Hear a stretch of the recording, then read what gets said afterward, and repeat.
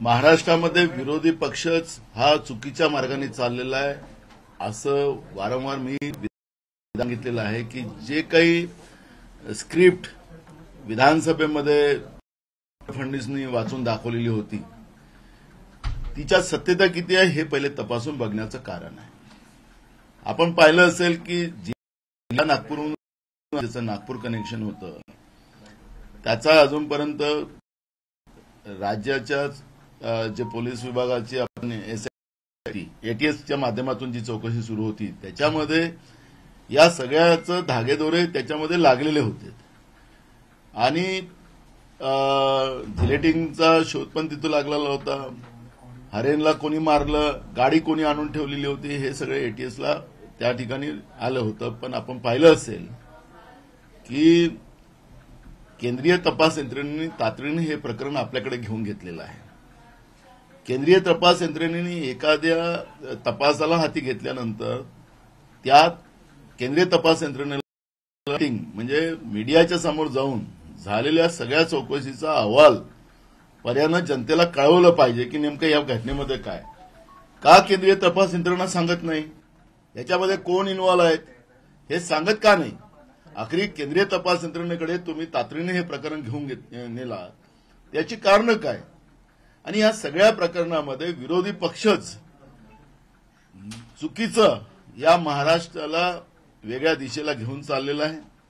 परमवीर सिंगच्या घटनेमध्येही सुद्धा मी त्या अधिकाऱ्यांबद्दल फार काही बोलणार नाही, पण एक गोष्ट निश्चितपणे आहे की अधिकाऱ्यांनी कोणाची बावली बनू नये हा संदेश आम्ही काँग्रेसच्या वतीनं देणार। कारण की ज्या पद्धतीनं अधिकाऱ्यांना केंद्रीय सरकारचा दबाव आणून अधिकाऱ्यांना कसं वागवलं जातं, आपण आता काल देवेंद्र फडणवीसांनी रश्मी शुक्लाचा उल्लेख केला। आता या पद्धतीच्या अधिकाऱ्यांचा वापर समजा बीजेपी करत असेल तर ही सुद्धा एक गंभीर बाब आहे। हे महाराष्ट्रासाठी पोषक नाही, भूषणावं नाही। महाराष्ट्राची बदनामी वारंवार विरोधी पक्षाच्या वतीनं जी सुरू आहे ती तातडीने थांबवली पाहिजे। जनहिताचे जे प्रश्न आहेत त्याच्यावर विरोधी पक्षांनी भूमिका मांडली पाहिजे। आता तो त्यांचा प्रश्न मांडायचा की नाही, कारण की त्यांना सामान्याच्या प्रश्नाशी घेणे देणं नाही अशा पद्धतीची बीजेपी वागते आहे। महागाई आज आमच्या सर्वसामान्य लोकांचं जगणं मुश्किल करून ठेवलेलं आहे। आपण पाहिलं असेल की महाराष्ट्रामध्ये कोरोनाची लागण मोठ्या प्रमाणात वाढत चाललेली आहे आणि हे सगळं असताना अजूनही जे लस आहे ती केंद्राकडून महाराष्ट्राला अपुरी पुरवली जाते आणि ज्या पद्धतीनं ही लस आज पुरवली जाते त्याला 12 वर्ष लागणार आहे। गरिबांना तर मोफत नाही आहे। म्हणजे एकीकडे पाकिस्तानला तुम्ही लस पुरवत आहात, पाकिस्तानी धार्जनी आपण बनतात केंद्रातलं सरकार, पण महाराष्ट्राच्या आणि देशातल्या गरीब माणसाला यांच्याजवळ लस नाही अशी परिस्थिती आहे। ही जी काही मूळ प्रश्न आहेत या मूळ प्रश्नाकडून लोकांची दिशाभूल करण्याचा प्रयत्न विरोधी पक्षाच्या भाजपच्या वतीनं जे सुरू आहे याला गांभीर्यानं राज्य सरकारने घ्यावं अशी भूमिका आमची राहणार। आज विरोधी पक्ष नेत्यांनी थेट वाटा काँग्रेसला किती का मिळतो अशा स्वरूपाचा आरोप आहे। मुळात काँग्रेस नेत्यावर भाष्य का करत नाही असंही त्यांचं मत आहे। आपण पाहिलं असेल की वाटा आणि जो घाटा हे फडणवीस सरकारमध्ये सगळ्या जनतेने पाहिलेला आहे। आरएसएसला कसा वाटा पुरवला गेलेला होता, कसे आरएसएसची लोक प्रत्येक मंत्रालयामध्ये लावली गेलेली होती, स्वतः फडणवीसच्या मंत्रालयामध्ये किती आरएसएसची लोक होती त्याचा आकडा आम्ही सरकारला जाहीर करायला लावणार आहोत। यांना काय काय फॅसिलिटीज होत्या या सगळ्या आम्ही जाहीर करायला या सरकारला लावणार। आम्ही संध्याकाळी स्वतः माननीय मुख्यमंत्र्याला भेटून आम्ही ही सगळ्या गोष्टीचा अवगत करणार आहे। जे लोक स्वतःच भ्रष्टाचारामध्ये गुंतलेले लोक आहेत ते आमच्यावर भ्रष्टाचाराचा आरोप लावणं, आम्ही देश विकून काही देश चालवत नव्हतो, आम्ही देशाला उभं केलं काँग्रेसने। या देशाला एक महासत्ताक बनवण्याचा प्रयत्न काँग्रेसने केला, पण यांनी आता देश विकून देश चालवणारी लोक हे काँग्रेसला वाटायचं सांगत असतील तर निश्चितपणे फडणवीस सरकारमध्ये जे काही पाप झालेत ते राज्य सरकारने उघडकीस करावे। आणि काँग्रेस आता रश्मी शुक्लाचं नाव तुम्हीच घेतलं फडणवीस काल, परमवीर सिंगचं नाव, आता परमवीर सिंग कोणाच्या याच्यावर होते पेरोलवर ते पण माहिती आहे। म्हणून वाटा भाजपवाले कसे घेतात हे आता जनता ओळखायला लागलेली आहे। काँग्रेसजवळ या पद्धतीचे कुठल्याही वाटा घेण्याचं हिस्सा घेण्याचं काही कारण नाही। आम्ही विधानसभेत आमची भूमिका मांडलेली होती आणि ती स्पष्ट भूमिका मांडलेली होती. त्याच्यामुळे तुम्ही जे आज अंबानीच्या घराच्या समोर काही गाडी ठेवली गेली नव्हती. अंबानीच्या घरापासून 1 किलोमीटरवर अंबानीचा काही संबंध नाही. अंबानीने साधी रिपोर्ट पण त्याच्यामध्ये केलेली नव्हती. पण अंबानीला तुम्ही त्याच्यामध्ये ठेवून या पद्धतीनं जी व्यूहरचना तयार केली आणि देशात चाललेल्या शेतकऱ्यांचं आंदोलन, देशात वाढणारी महागाई आणि कोरोनाच्या लसीकरणाचा जो तुम्ही इंटरनॅशनल लेव्हलवर भारत जगाला पुरते आहे आणि भारतातल्याच लोकांना लस पुरवत नाही, या सगळ्या गोष्टी दाबण्यासाठी तुम्ही ह्या पद्धतीचे प्रकरण उघडकीस आणतात आणि खोटे आरोप लावण्याचा जो प्रयत्न करतात तुम्हाला जनता धडा शिकवल्याशिवाय राहणार. भाजपाने आज 100 तक्रारी 100 काही प्रकरणं जी आहेत ती राज्यपालांकडे दिली आहेत आणि 100 गुन्हे या सरकारचे झालेले आहेत असा भाजपचा दावा आहे आणि त्यांनी राष्ट्रपतींनी या राज्यासंदर्भातला अहवाल राज्यपालांनी राष्ट्रपतींना पाठवावा अशी मागणी केली. आम्ही वारंवार सांगितलेलं, आम्ही विधानसभेतही सांगितलेलं आहे की राज्यपालाची भूमिकाची संशयास्पद आहे आणि आज राज्यपाल भवनच हे भाजप कार्यालय झालेलं आहे. हे काही लपलेलं नाही आहे. त्यांनी काय रिपोर्ट द्यावी, काय करावी तो त्यांचा अधिकार आहे. पण ज्या पद्धतीनं महाराष्ट्राला बदनाम करण्याचा ठेका भाजपने जो घेतलेला आहे ते महाराष्ट्राची जनता यांना माफ करणार नाही. नाना, 100 कोटीच्या संदर्भात काय सांगाल की अशा पद्धतीने खरंच अशी 100 कोटीचं टार्गेट दिलं जाऊ शकतं का? शरद पवार साहेबांनी स्वतः सांगितलं की ही चौकशी निष्पक्षपाती व्हावी. त्यांनी रुबरेचं पण नाव त्याच्यामध्ये एका आयपीएस अधिकाऱ्याचं घेतलेलं होतं. त्यांनी मान्य नाही केलेली ती समितीला पुढे म्हणजे त्याचा प्रमुख व्हायला. आमचं मागणी आहे की याच्यामध्ये सुस्पष्टता यावी म्हणून एक सिटिंग जजचा किंवा माजी जजच्या आदेशाखाली एक कमिटी बसावी आणि त्याच्यामध्ये दूध का दूध पाणी का पाणी व्हावं ही मागणी काँग्रेसची नाही. जी मागणी भाजप करतोय की राष्ट्रवादीचे अनिल देशमुख यांनी राजीनामा द्यावा, याच्यावर काँग्रेसची भूमिका काय आहे? राजीनामा द्यावा का? आणि दुसरा प्रश्न असा आहे, या प्रकरणानंतर काँग्रेसची म्हणजे सरकारची एकंदरीत प्रतिमा मलिनीकरणाचा प्रतिमा होते, काँग्रेसचं देखील त्याच्यात नाव होतं की सरकार म्हणून त्याची पण प्रतिमा होते. हायकमांडचं तुमचं मत काय? फडणवीस सरकारमधलं मी मुद्दाम मागे घेतलं. चांगला प्रश्न विचारलात आपण की फडणवीस स्वतःच न्यायाधीश झालेले होते. त्यांच्या मंत्र्यावर जे आरोप व्हायचे त्याला क्लीन चिट देण्याचं काम फडणवीसच करायचे. तर काय हे न्यायाधीश होते? त्यावेळेस का राजीनामे घेतले नाहीत? हे सगळे प्रश्न होते. आरोप हे राजकीय व्यवस्थेमध्ये होता पण त्याच्यातली वास्तविकता जिथपर्यंत पुढे येत नाही तिथपर्यंत निर्णय घेतले जातात. म्हणून काँग्रेसच्या वतीनं आम्ही सांगितलेलं आहे की याच्यामध्ये आरोप झालेले आहेत. ज्या पद्धतीने एका आयपीएस सिनियर अधिकाऱ्यांनी या पद्धतीचा आरोप केलेला आहे की तो चुकीचा आहे की मंत्री चुकीचा आहे याची जिथपर्यंत चौकशी होत नाही. आम्ही सांगितलं की जसं पवार साहेबांनी सांगितलं की एका आयपीएस सिनियर अधिकाऱ्याच्या हाताने चौकशी व्हावी, त्यांनी मान्य केलेली नाही. काँग्रेसची भूमिका आहे की बिलकुल याच्यात चौकशी व्हावी, जो कोणी दोषी असेल त्याच्यावर कारवाई व्हावी ही भूमिका आमची राहणार आहे. पण यांनी आरोप लावावे आणि स्वतः जेव्हा मुख्यमंत्री होते तर तेव्हा हे न्यायाधीश होते म्हणजे त्यावेळची बाजू आणि आताची बदलली काय? कालपर्यंत परमवीर सिंग यांच्यासाठी चुकीचा माणूस होता आणि जसा आरोप लावला तर परमवीर सिंग सारखा दुसरा अधिकारी चांगला नाही अशा पद्धतीचा निर्णय देण्याचं काय फडणवीसलाच अधिकार मिळाले आहेत का?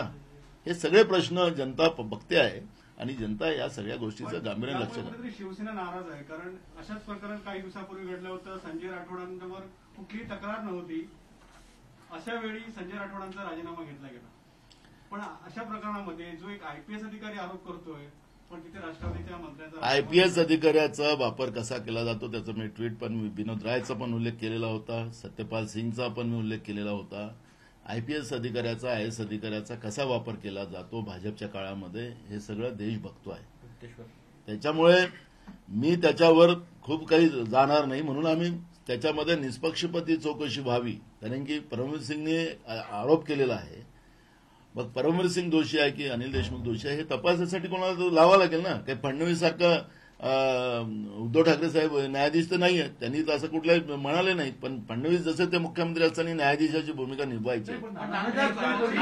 सीएम बोलत का नाही? इतके दिवस झाले हा इतका मोठा प्रकरण झालेला आहे, सरकारवर गंभीर आरोप लावले आहेत, तरी मुख्यमंत्री गप्प का आहे? असं आहे की मनमोहन सिंग साहेब त्यावेळेस बोलत नव्हते तर ते न बोलणारा प्रधानमंत्री बोलला जात होता. आता बोलका प्रधानमंत्री भेटला ना देशाला. आता काय बर्बादी झाली देशाची तर देश बघतोय ना. जेव्हा फडणवीस स्वतः मुख्यमंत्री तेच बोलत होते, तेच प्रवक्ते होते, मुख्यमंत्री तेच होते. उद्धव ठाकरे साहेबांचा तो स्वभाव नाही आहे. राज्याच्या मुख्यमंत्र्यांनी केव्हा काय बोलावं हे त्याचं आहे ना, त्यांचा अधिकार आहे. म्हणजे यांनी सांगावं, विरोधी पक्षनेत्यांनी आणि मुख्यमंत्र्यांनी बोलावं, असं काही धोरण त्यांनी ठरवलं असेल केंद्रातल्या नरेंद्र मोदी सरकारने, तर निश्चितपणे तो होईल. लोकशाहीमध्ये प्रत्येकाचं वेगळा वेगळा स्वभाव असतो. फडणवीस विरोधी पक्षाची भूमिका निभवायची, मुख्यमंत्र्याची निभवायची आणि न्यायाधीशाची भूमिका निभवायची, तर तो त्यांचा, आणि प्रवक्त्याचा भूमिका निभवायची, तो त्यांचा प्रश्न होता. मी मुद्दामून सांगितलं ना, सत्यपाल सिंग खुर्चीवर असताना ते भाजपचं तिकीट घेऊन खासदार झालेत ना, म्हणजे काही अधिकाऱ्याचं काय, तर त्याला त्याच्यापेक्षा अजून कोणता मोठा पुरावा राहणार आहे. महाविकास आघाडीमध्ये मी काय म्हटलं की या पद्धतीनं केंद्रातल्या सरकारचा दबाव आणून आयएएस आणि आयपीएस अधिकाऱ्याचा वापर करण्याचं काम सुरू झालेलं आहे आणि ते आम्ही बघतोय. परमवीर सिंग कालपर्यंत यांच्यासाठी वाईट होता, आज चांगला झाला. म्हणजे यादी सर्टिफिकेट द्यायचा अधिकार यांना दिलेला आहे का? म्हणून वापर केला जातो की नाही केला जातो, तर अनेक गोष्टीवरून सिद्ध होतं की केंद्रातल्या सरकारच्या माध्यमातून आयएएस आणि आयपीएस अधिकाऱ्यांवर दबाव आणून त्यांना प्रकरणात अडवून या पद्धतीची कृती सुरू झालेली आहे. हे चित्र हे आपल्याच राज्यात नाही, देशातल्या अनेक राज्यामध्ये सुरू झालेलं आहे. काल जी काँग्रेसची बैठक झाली त्या बैठकीमध्ये काही नेत्यांचं म्हणणं होतं की तात्काळ राजीनामा घ्यायला हवा, तर काही नेत्यांचं म्हणणं होतं की चौकशी पूर्ण होईपर्यंत राजीनामा नको. म्हणजे काँग्रेसच्या दोन भूमिका कालच्या बैठकीत समोर आल्या. बघा, काल आमच्या सीएलपी लिडरनी काल ते स्टेटमेंट केलेलं आहे. त्यांनी सांगितलं की आमची चर्चा झालेली आहे, आमच्या नेतृत्वाला आम्ही ही सगळी माहिती देणार आणि त्याच्यावर केंद्रीय नेतृत्व जो निर्णय देईल तो आम्हाला मान्य राहील. म्हणून आमच्याकडे कुठलीही विभाजन नाही. सुप्रीम कोर्टात परमवीर सिंग गेले होते. सुप्रीम कोर्टाने त्यांना सांगितलं की हायकोर्टात का तुम्ही गेला नाही, हायकोर्टात जायला पाहिजे या विषयावर. एक बघा, आता सरकारने परमवीर सिंगसाठी घेतलेला निर्णय त्याची बदलीच, मी सरकार राहिलं असतं तर मी त्यांना सस्पेंडच केलं असतं. त्याच्यामुळे त्यांनी आता हायकोर्टात जावं की सुप्रीम कोर्टात जावं तो त्यांचा इश्यू आहे. पण एखाद्या जबाबदार अधिकाऱ्यांनी या सगळ्या घटनेवर, कारण की आखरी ही बिमारी कुठून सुरू झाली, खासदार मोहन दक्करच्या प्रकरणापासून झालेली आहे. त्याच्यावर अजूनही चौकशी लागलेली नाही.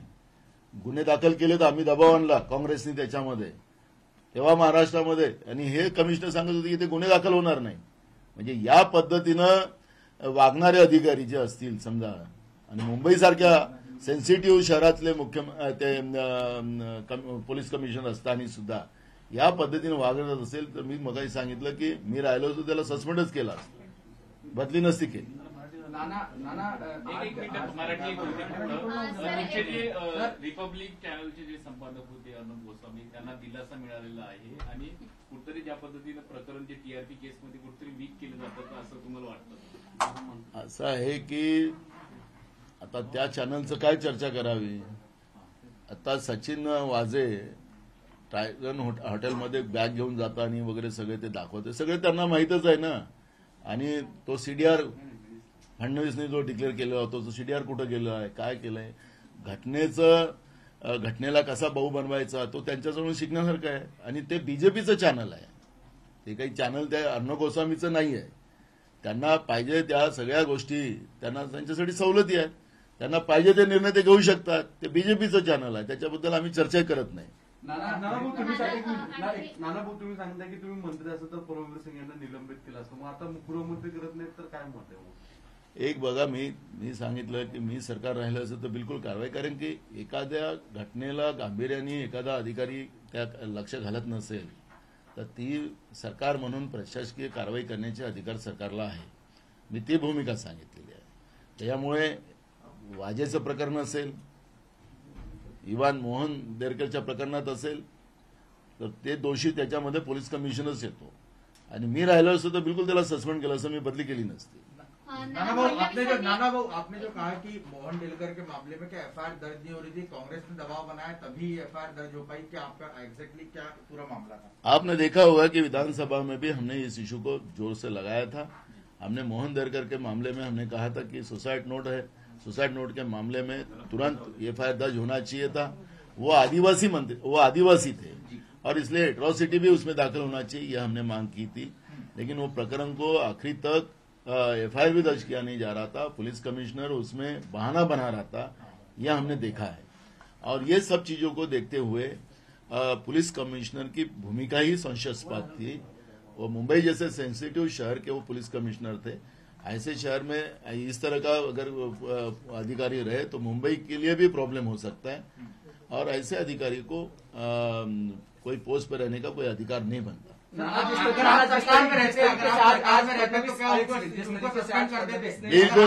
बिल्कुल जो कानून व्यवस्था ऐसे अधिकारी की क्या जरूरत थी, और इसे ऐसे अधिकारी के ऊपर कार्रवाई होना ही चाहिए, ये भूमिका हमने ली ही रहती। आज भी कांग्रेस की ये भूमिका है कि इस समय जब इंक्वायरी चल रही है और सरकार की इतनी किरकिरी एक अधिकारी के जरिए हो रही है, तो क्या उस अधिकारी को फिलहाल पोजीशन पे रखना चाहिए? अभी तो साइड पोस्ट पे है, तो इसका मतलब है कि कोई मेन पोस्ट पे तो है नहीं, इसलिए वो कोर्ट गए हैं। कोर्ट का डिसीजन आने के बाद में सोचेंगे। आज फडणवीस ने जिस तरीके से कहा, आज फडणवीस ने जिस तरीके से राज्यपाल से मुलाकात की और उसके बाद कहा कि कहीं न कहीं कांग्रेस जितना सत्ता में भागीदारी रखी है, क्या उतना हफ्ता उगाही में भी भागीदारी है क्या? ऐसा है, देवेंद्र फडणवीस जी अपना खुद का अनुभव बताते हैं और उनकी आदतें हमें सब पता है, और राज्यपाल का जी का भी हमने भूमिका विधानसभा में कही थी कि उनकी भूमिका संशयास्पद है। और अब राज्यपाल भवन ये बीजेपी का कार्यालय बन चुका है, ये महाराष्ट्र में कभी नहीं हुआ था। मूल सब्जेक्ट ऐसा है कि फडणवीस की सरकार में आरएसएस को कितना हिस्सा मिलता था, वो हिस्सा बंटवारे में फडणवीस बहुत एक्सपर्ट है। और हम आज मुख्यमंत्री से मांग करने वाले हैं कि आरएसएस के कितने लोगों को सब मंत्री के पास रखा गया था, उनको क्या क्या फैसिलिटीज दी गई थी, क्या क्या अधिकार उनको दिए गए थे, काय के लिए दिए गए थे, ये सब बात की मालूमात हम लेंगे। क्योंकि अब फडणवीस जी झूठे जब आरोप लगाते तो वास्तविकता उनके समय जो भ्रष्टाचार हुआ था उस भ्रष्टाचार का भी अब कुंडली खुलना चाहिए, ये मांग कांग्रेस अब राज्य के मुख्यमंत्री को करेंगे। सुप्रीम कोर्ट ने आज जिस तरीके से परमवीर की याचिका को खारिज किया और कहा कि उन्हें हाईकोर्ट में जाना चाहिए, वो सुप्रीम कोर्ट चले आए हैं, इसको कैसे देखें? सेटबैक है कहीं न कहीं? ऐसा है कि राज्य सरकार को अधिकार है, सुप्रीम कोर्ट जो भी आज माननीय सुप्रीम कोर्ट ने जो निर्णय दिया है वो उनको हाईकोर्ट में भेजा है। तो मूल सब्जेक्ट ऐसा है कि परमवीर सिंह जो अब केंद्र सरकार के दबाव में है और वो गलतियां करते जाएंगे, और वही उनके लिए सबसे बड़ा प्रॉब्लम होने वाला है। क्योंकि एक प्रशासकीय व्यवस्था का अधिकारी, एक इतना सीनियर अधिकारी इस तरह गलती तो होगी उससे। केंद्र सरकार के एजी मुकुल रोहतगी परमवीर का सुप्रीम कोर्ट में केस लड़ रहे हैं, इसको कैसे देखते? तो हमने वही कहा ना, सत्यपाल सिंह जो हमारे पुलिस कमिश्नर थे, सिटिंग थे, बीजेपी का टिकट लेके सांसद बन गए। विनोद राय जी का भी वही भूमिका हमने देखी है। और रही अब परमवीर सिंह है, ये सिंह जो है महाराष्ट्र में एक परमवीर सिंह थे, सत्यपाल सिंह थे, अब वो कौन से लाइन में जा रहे वो तो सब देख ही रहे। तो केंद्र सरकार किस तरह से आईएएस और आईपीएस अधिकारी को दबाव लाकर अपने लिए, अपने फायदे के लिए कैसे यूज कर रहे, ये दर्शन सब लोग देख रहे। करप्शन को लेकर के जिस तरीके से कल कांग्रेस के नेताओं की बैठक हुई तमाम सारे मुद्दों पर, क्या कांग्रेस की क्या भूमिका है, खासकर सरकार के ऊपर जिस तरीके से आरोप विपक्ष लगा रहा है, अधिकारी कह रहे हैं? देखो, शुरुआत से हमने देखा है कि विधानसभा में जो स्क्रिप्ट देवेंद्र फडणवीस ने पढ़ के दिखाई थी, जिस तरह से मुकेश अंबानी के घर के सामने जो गाड़ी नहीं मिली थी वो 1 किलोमीटर के ऊपर मिली थी, तो भी उसको जिस तरह से प्लान जिस तरह से दिखाया गया था वो गलत था, आज भी गलत है। महाराष्ट्र के एटीएस ने ये सब घटना की चौकसी शुरू की, और कहां से जिलेटिंग आया, नागपुर से किसके पास से आया, वो हरेन को किसने मारा, गाड़ी किसने रखा, ये सब बात का अब आखिरी स्टेज पे जब आया तब केंद्रीय तपास यंत्रणा ने ये प्रकरण अपने तरफ लिया। क्यों नहीं केंद्रीय तपास यंत्रणा आज इस बात को न्यूज के माध्यम से लोगों को क्यों नहीं बता रही? क्योंकि रिपोर्ट करना उनका दायित्व बनता है, उनका दायित्व बनता है। क्योंकि इतनी बड़ी घटना हुई है, मुकेश अंबानी जैसे देश का सबसे अमीर आदमी को उड़ाने की बात हुई, तो इतनी बड़ी घटना को क्यों छुपा रही है? क्या उसके पीछे का मकसद है? हम तो चाहते हैं कि ये सामने आए, मामला एक्चुअली लोगों के सामने आए, क्योंकि लोगों को आज महंगाई से अलग जूझ रहे, कोरोना से अलग जूझ रहे, और इस तरह से वातावरण बना के बीजेपी महाराष्ट्र को बदनाम जो कर रही है बार बार, ये सब मामले को अब केंद्रीय तपास यंत्रणा ने बताना चाहिए ना। पुलिस तो उनका ही है, उनका ही तो तोता है, क्यों नहीं बताता है लोगों को कि वास्तविकता क्या है। 6.3 GB का डेटा लेकर कल फडणवीस केंद्रीय गृह मंत्रालय पहुंचे और उन्होंने केंद्रीय गृह सचिव से मुलाकात की, सीबीआई जांच की मांग की। कहा बहुत सारे पॉलिटिशियंस अब ऐसा है कि देवेंद्र फडणवीस को अपने विधानसभा में, ये तो बाहर बोलते हैं, वो तो विधानसभा में सीडीआर की बात कर रहे थे, क्यों नहीं दिया सीडीआर? उनके पास मालूमात थी, क्यों नहीं दिया उन्हें मालूमात? अब उनके पास जो भी डाटा होगा वो तो झूठ बोलने में एक्सपर्ट है, और उसके झूठ बोलने का तो विधानसभा में जब झूठ बोल सकते हैं तो बाहर क्यों नहीं बोल सकते? क्या सरकार को अस्थिर करने की कोशिश है? यस, बीजेपी की जो लालसा है राज्य की सत्ता को हथियाने के लिए, वो हर तरह की कोशिश कर रहे हैं और हर कोशिश में वो फेल होते जा रहे हैं। महाराष्ट्र की जनता इस कभी बात को एक्सेप्ट नहीं करेंगी, और जिस तरह से महाराष्ट्र को बदनाम करने का षड्यंत्र वो जो बना रहे हैं, महाराष्ट्र की जनता बीजेपी को माफ नहीं करेगी। सर, एकच तुम्ही परमवीर सिंग यांचं निलंबन करावं यासाठी दबाव टाकणार का, मागणी करणार का? आता कोर्टातलं प्रकरण आहे, मी सांगितलं की मी सरकार राहिली तर त्याला सस्पेंडच केलं असतं. आई भवानीचा गजर म्हणजे